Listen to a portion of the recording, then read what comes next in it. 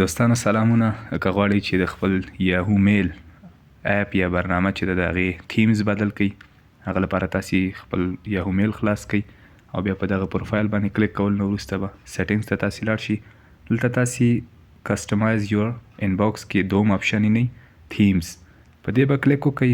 بیا چې ستاسې هر رنګ خوښ وو هغه به تاسې دا ډول په هر رنګ باندې چې تاسې کلیک کوئ یا ګوته کېکاږئ هغه سره به ستاسې د یاهو میل کوم برنامه چې دا اپ د دې رنګ به بدل شي تیم. نو موږ دلته دا سور رنګ انتخاب کړو. د دې خپل رنګ د یاهو بانجاني رنګ دی.